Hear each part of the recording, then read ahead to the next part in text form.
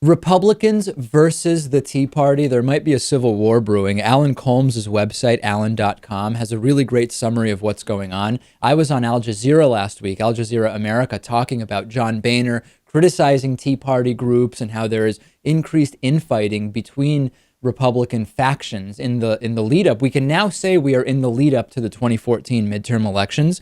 And Alan.com says that some Republicans are calling this relationship between the mainstream, I guess, Republican Party and the Tea Party a full-scale civil war. House Speaker John Boehner has had some of his strategies thwarted by the Tea Party in recent years, and he was blunt when he was asked whether the ultra-conservatives should get in line. He said, "I don't care what they do.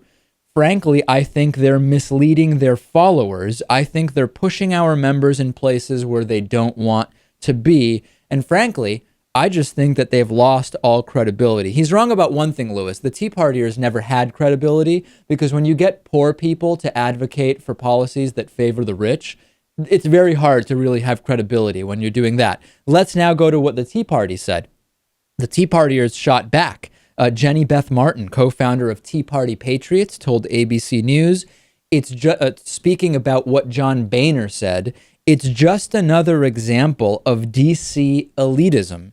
They think they know what's best for the rest of the country, and they just want us to sit down and shut up."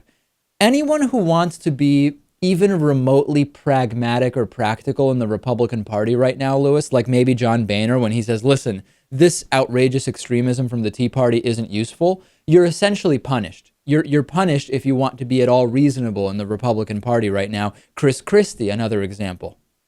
Right. Well, she's right that the party, the GOP, and I guess most of the country does want them to sit down and shut up.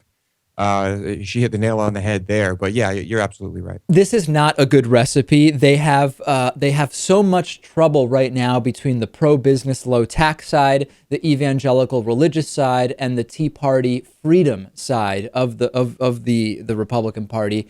However, they still have tons and tons of money pouring in from the Koch brothers and so many corporations and lobbying groups.